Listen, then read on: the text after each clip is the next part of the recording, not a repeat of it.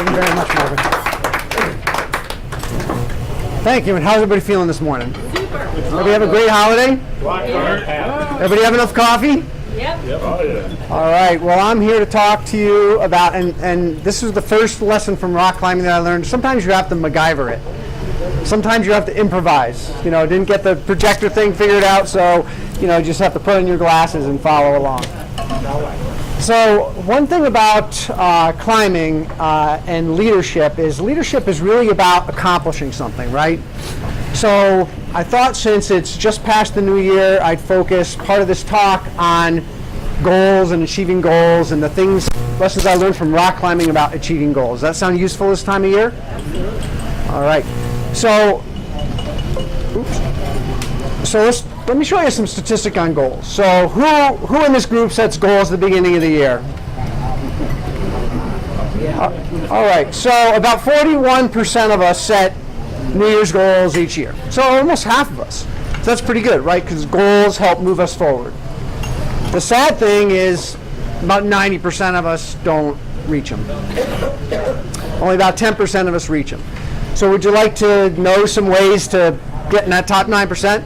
Does that sound useful? All right, let me go over the reasons why most of us miss, why most of us fail. The first one is goal quality. So that's the quality of the goal.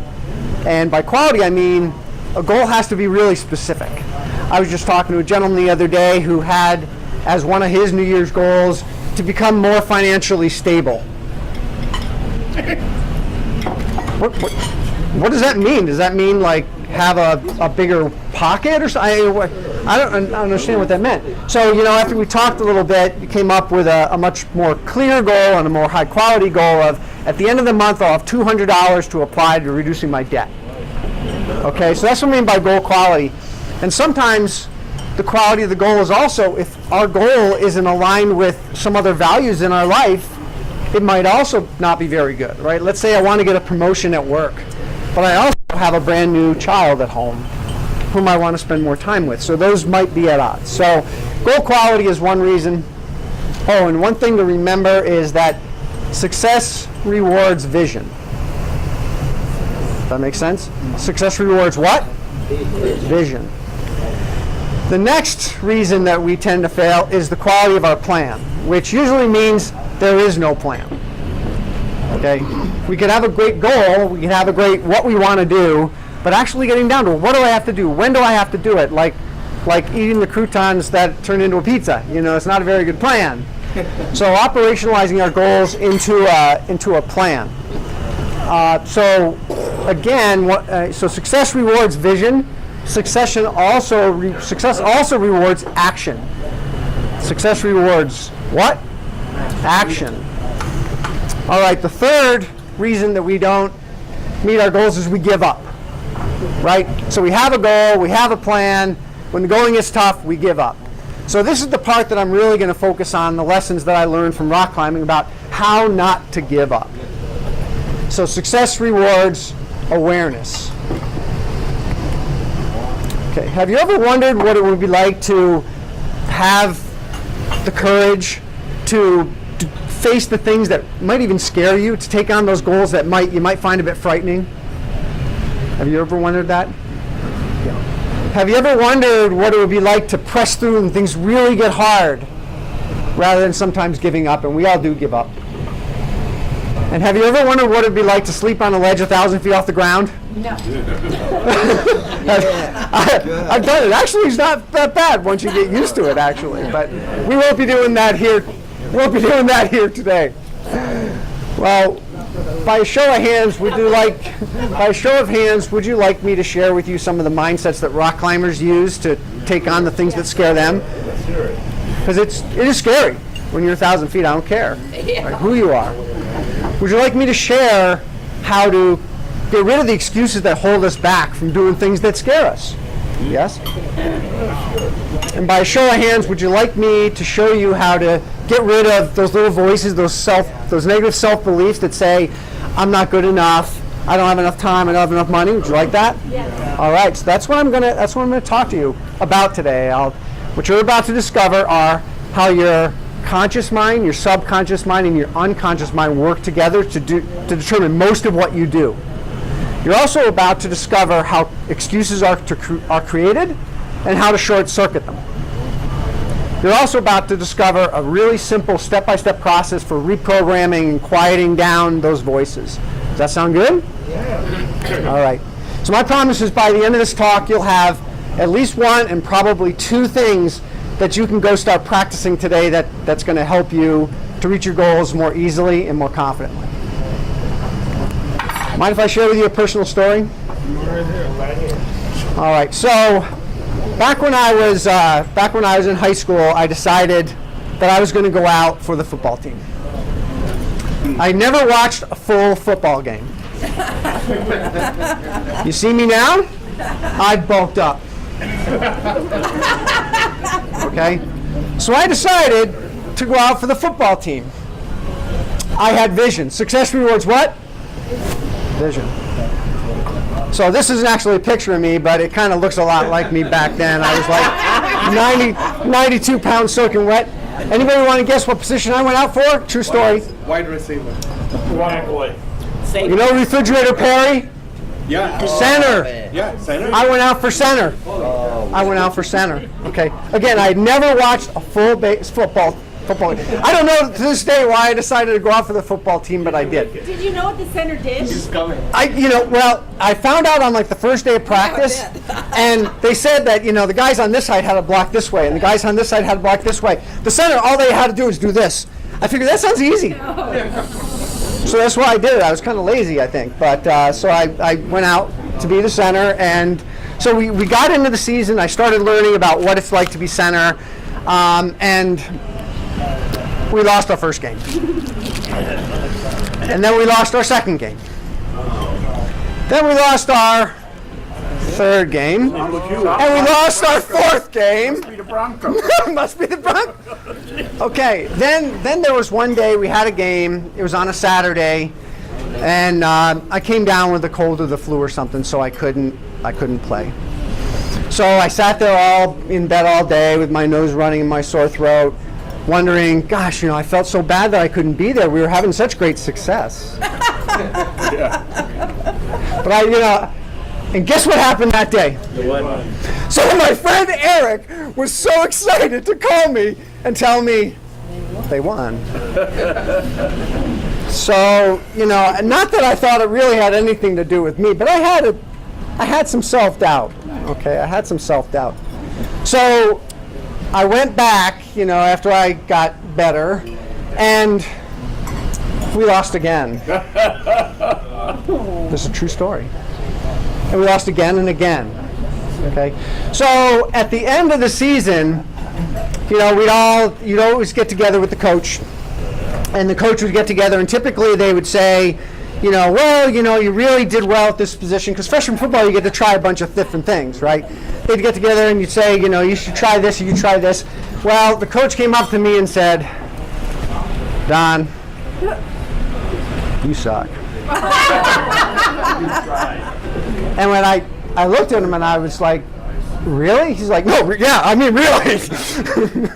And I said, well, what can I? No, he said, really? You're really? I said, that's enough. That's enough.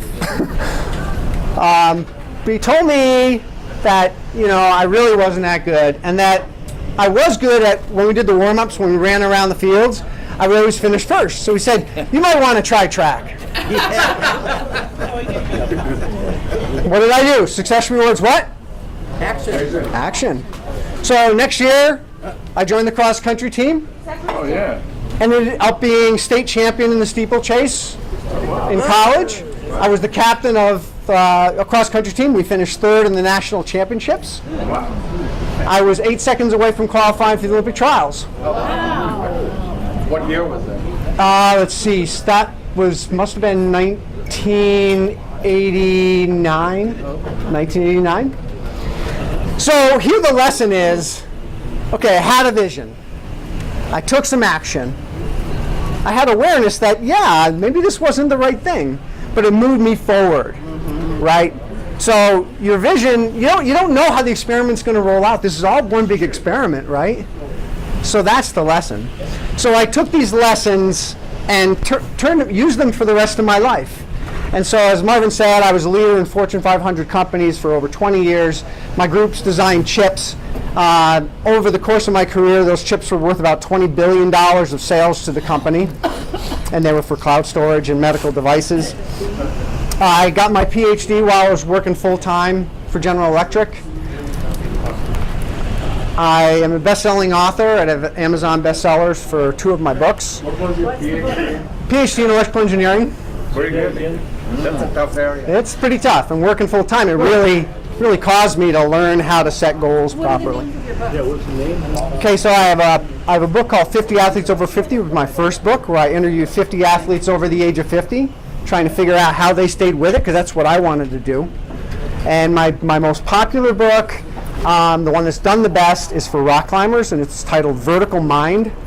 I co-wrote it with a psychology professor from Adams State University, and it's about the psychology of fear. Okay, and so that's why I'm obsessed with thinking about mindset and fear. Right now, I'm a leading authority in fear, and I go around and give talks to various groups about fear applied to other aspects, not just rock climbing. And I'm living my dream right now. I left my corporate job back in April to do this. I worked on that for about 10 years. I figured out what I had to do, worked at that, and so that's why I'm able to do this and be here with you today.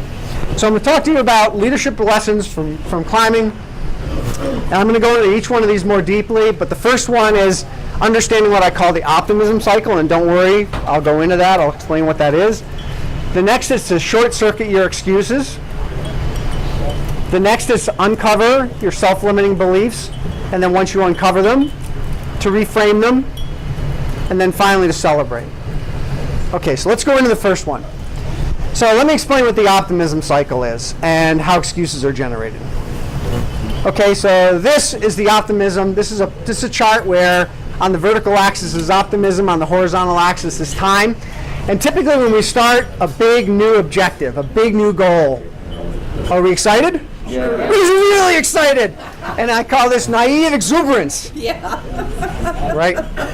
Like when I was getting ready when I started my book 50 Athletes Over 50, I was really excited about this is going to be great.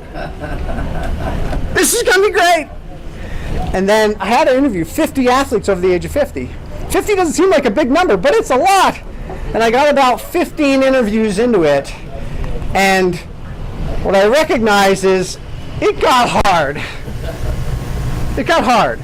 Not just the interviews, but the transcriptions and the blogging and trying to set things up, and people wouldn't show up on time, right? And so it was pretty hard, and I was working full time when I did this, and I call this informed pessimism. Okay, that's why I reached informed pessimism.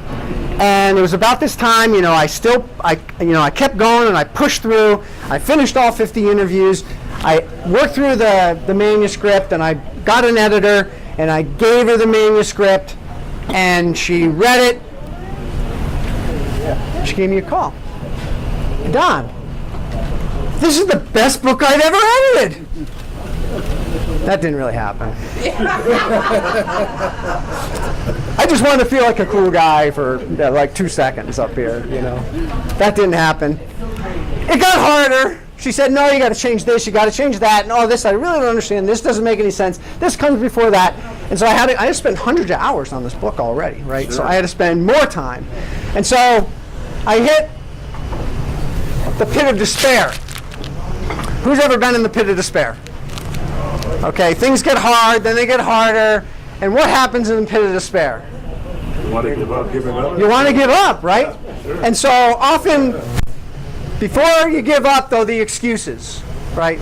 I'm not really a good writer anyways. Who was I to think I could do this? The editor's never going to let me finish this. I don't have time for this, right? All these excuses come up. And then, you might feel frustrated. And then you might feel depressed. And then you might feel like taking up the accordion. You might just want to, that was a dumb idea. I'm going to go. And so what tends to happen is we go from the pit of despair back up here and we find another bright, shiny new thing, and we never really move forward to success. And so, if you want to write this down, excuses crush dreams. Excuses crush dreams. Excuses keep us stuck. Okay, so we need to figure out how to manage these excuses. Is that all making sense? Is this good? Is this useful? Yes. All right. So now I'm going to tell you about how to short circuit your excuses. So I'll talk about your mind, how it works, where excuses come from, and then how to short circuit them. So a little mind hack. It's really a simple mind hack that really works, okay? So your mind is like an iceberg. It's like an iceberg where you have the ocean, the iceberg, and just a little bit of the iceberg pokes above the top, right? About 10%. That's our conscious mind. That's the part of our mind where thought happens, where creativity happens. And actually very, very little of what we do happens in our conscious mind. Our conscious mind can only juggle about 5 to 7 things, okay? Now, just below the surface is our subconscious mind. And that's about 50 to 60% of our mind's capacity. And this is where most of what we do happens. Okay, it's where most of what we do happens. There's something psychologists call scripts, which are responsible for almost everything that we do. Who has, by a show of hands, who's ever gotten in the car to go to the grocery store and ended up at work? Or have you ever, or maybe somewhere else, right? But if that ever happened to you, that's a script, right? You got in the car, there were some environmental things happen, you're like, okay, and your mind went on autopilot, the next thing you know. So scripts we need to do that, right? If we didn't have scripts and the subconscious didn't offload this very limited conscious mind, we probably wouldn't be here on this planet as a species. Okay, so it's very, very important. The problem is you can end up at work instead of King Super. Okay, so you need to figure out how to deal with that. Then at the very bottom is what psychologists call the unconscious mind, and this is where all our latent memories we can't even recall.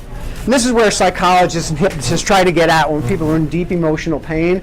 Not that interesting for most of us, but that's kind of where that comes from. So if the subconscious mind is kind of like the operating system, right? Then the unconscious mind is like the source code of the operating system. Does that make sense? It's really hidden. Most of us don't really care about it. Okay, so that's just a little bit of background. So where this gets interesting is let me tell you how excuses get generated. So excuses get generated when a challenge comes in. So I said to this group, hey, how about you go rock climbing with me today? Forget it. Okay. Now, how long did it take to get those responses? Less than 5 seconds? Less than 5 seconds? All right. Keep that in mind. It was less than 5 seconds. So here are the 4 most common excuses that psychologists tell us that we use that keep us stuck. Okay. The first is, I don't have time. I don't have time. Who's ever said that? Yeah, within 5 seconds of when somebody asks you something. You want to go climb with me? I don't have time. Okay. Within 5 seconds. That's the most common. Another most common is I don't have money. I don't have enough money. I can't do that. Who's ever used that one? Okay. The next one is I'm not good enough at. Okay? Okay, and the fourth is, well, so-and-so won't let me. My back won't let me, my wife won't let me, my husband won't let me, my kids won't let me, my editor won't let me. Who's ever used that one? So, okay, so these are like the 4 most common excuses that we use. And I liken these to the characters in The Wizard of Oz. Okay, so this first one, the Scarecrow, what did he say? I don't have a brain. I do that, but I don't have a brain. Right? So did he have a script? His script was, I don't have a brain. Right? Faced with a challenge, I don't have a brain. Okay, Cowardly the Lion, I don't have a... No, the lion, I don't have courage. Courage. Right? Courage. Ray Bolger was brilliant. Yeah. So doesn't have good. And then Dorothy didn't have a home. Right? Dorothy didn't have a home. And then the Tin Man, he didn't have a heart. I would really feel that way, but I don't have a heart. So these are kind of like I don't have enough money, I don't have enough time, I'm not good enough at, right? So the next time that someone asks you something and you find yourself on the verge of saying, I don't have enough time, I don't have enough money, think of these guys, right? That might make you chuckle and slow you down a little bit. Okay, so what happens is, here's the challenge. Want to go climbing with me? No, I don't have enough time. The response is, no, I can't because I don't have enough time. So that's how excuses get generated. In general, they're generated in less than 5 seconds. And here's the reason that this isn't very good.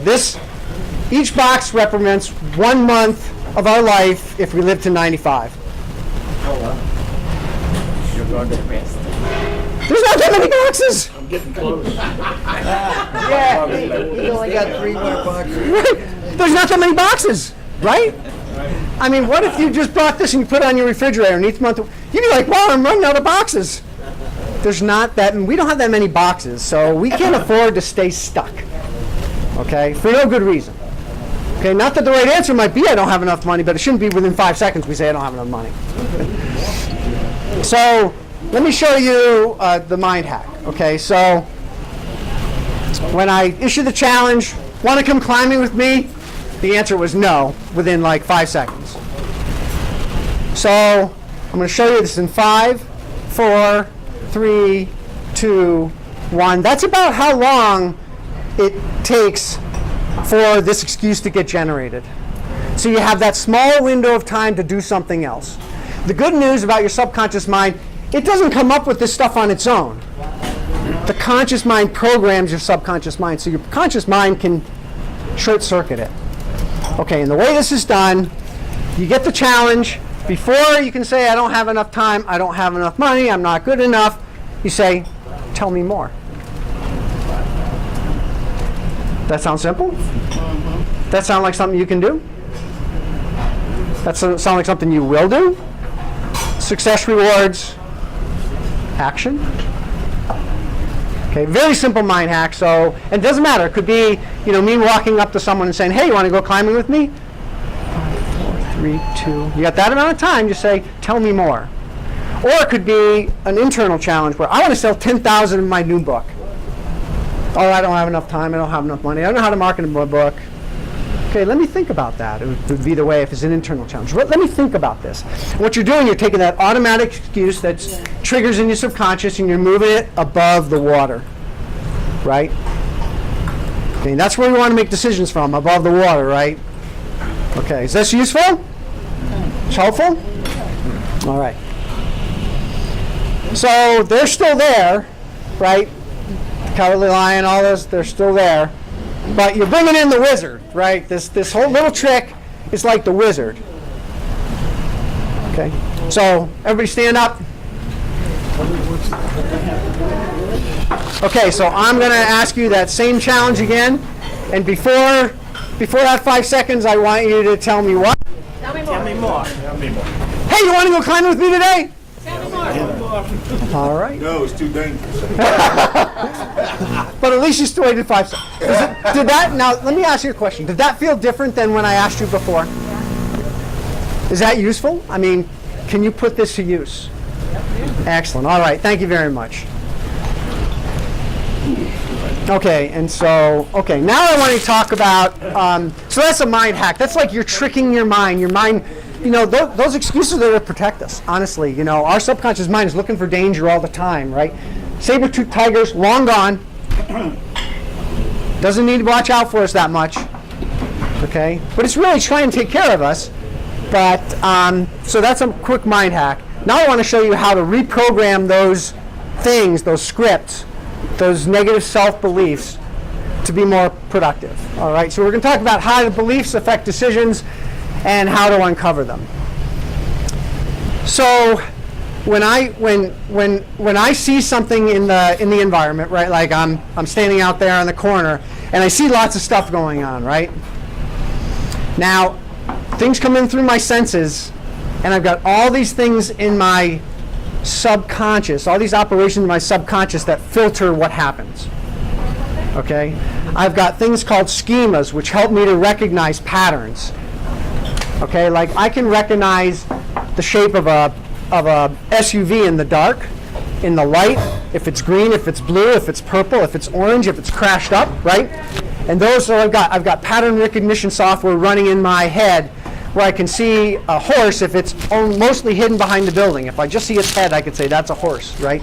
So there's things called schemas. There's things called priming. What priming means is, have you ever noticed when you buy a certain model car, you start seeing that make and model of car everywhere? Yeah. Right? Yeah. Do you think it's because people are buying more of those cars? Maybe they should hire you as the brand manager, right? All of a sudden you've caused all these. No, it's because it's something called priming. Things that come into the front of our mind tend to stay there, and we start seeing them more often. So there's all these things that happen in our subconscious that take whatever we see and turn it into our own personal story. So if 10 of us stood out there and there was an accident, let's say, we'd have 10 different stories of what happened. It's kind of a miracle there hasn't been an accident out there already, right? But yeah, so we'd all have 10 different stories. So our beliefs play a big part of that. Our emotions play a big part in that, right? So in fact, studies show that 70% of the decisions we make are primarily made based upon beliefs and emotions supported by facts. So if I believe a certain thing and there's a fact that flies in the face of it, I probably won't make the decision that way. But what tends to happen is we want to make a decision a certain way based upon our beliefs and emotions, and we tend to go looking for facts that make us feel better. Who believes that? It's kind of mostly how we operate, right?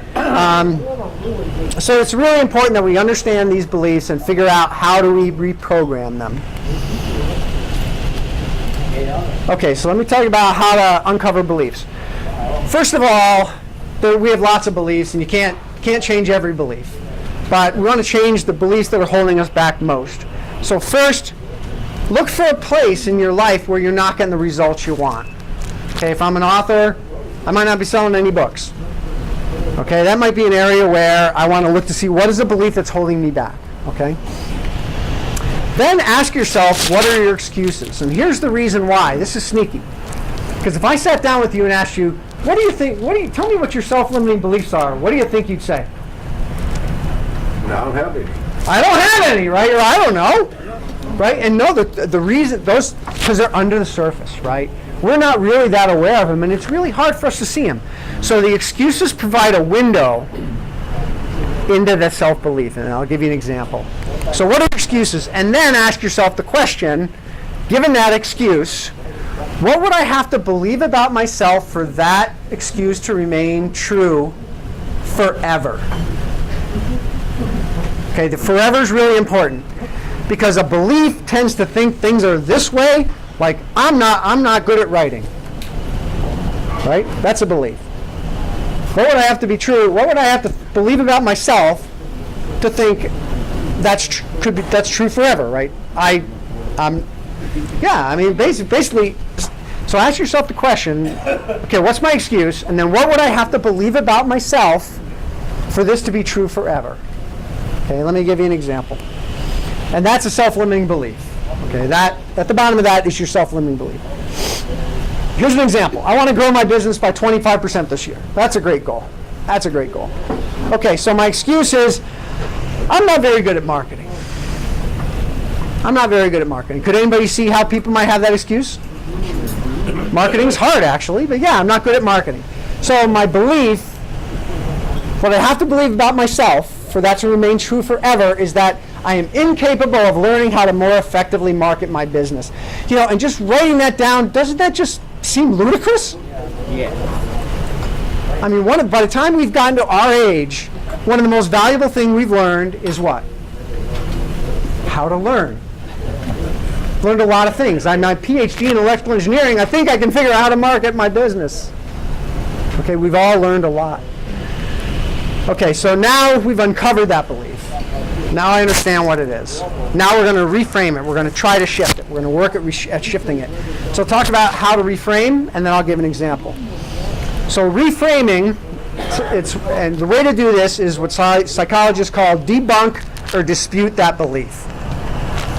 And that means I basically look for data that says there's no way this can be true. Right? Like I am incapable of learning how to market my book. I learned how to master electrical engineering. Right? That data doesn't seem to support that I can't learn how to market a book. I think there's... Okay, so you debunk or dispute it, and then you restate it in a positive form. I'll give you an example. And then you create an affirmation and imprint that in your subconscious. So let me give you an example. So, same example. I want to grow my business by 25% this year. Here's the belief. I'm incapable of learning how to market my business more effectively. So the dispute is I've learned many things in my life. Of course I'm capable of learning how to market, right? Sure you are. Of course I'm capable. Absolutely. Absolutely. So turning that into a positive statement. Sure. That's true. That's true. The first one, true or false? Without a doubt. False. Baloney. But we all carry this around in our heads. It keeps us stuck. Dispute, true or false? I've learned many things. I can learn this. Sure. And then, so reframing, I can learn to do many things and I will learn how to market my book more effectively. So turning that around. And a really important part is creating affirmations. Whoever uses any kind of affirmations? Okay. Some people feel that's really woo-woo, it's out there, why should I use an affirmation? We use them because they work. Okay. And the reason they work is that, let's say we paste, like I do it right now, I got 4 goals that I want for this year. I've created big posters of them. I place one on the refrigerator, place one outside of my bedroom, and I place 2 in my office. Because every time I walk by, I see those. And my brain, I'm going about my business, my brain's not, oh, you can't do that. Oh, you don't have enough time. I'm just going to, so I don't have time to give an excuse, right? So that's being imprinted. Every time I go by, it's being imprinted on my subconscious. So what do you think after I see that 1,000 times? Okay? All right, so over time, eventually we'll get the medal, like the Cowardly Lion did, that'll just change that belief. Okay, so finally celebrate when you reach your goal. Celebrate, have a party. And so if all this did was move in you reaching your biggest dream by 5 years, would this be worth trying? If all it did was bring you to your biggest dream 3 years sooner, would it be worth trying? Yep. How about 1 year? Brought it by 1 year. All right, so success rewards what? Action. All right, so I actually have a little guide. It's called the Belief Buster. It's this handout. It actually walks you through that process of, okay, what is my belief? You know, what are the excuses? It'll walk you through that. And if you want to get a hold of this, I'll send it to you. Just text me your email. I'll send it to you. Yeah, that's my text number. You've been a fantastic audience. I've actually had a blast talking to you. I hope you... Did you walk away with one thing? Yes. Did you walk away with 2 things? Yep. All right. Well, thank you very much. You did my job. All right. Thank you. Thank you, Molly. Thank you so much. I'd like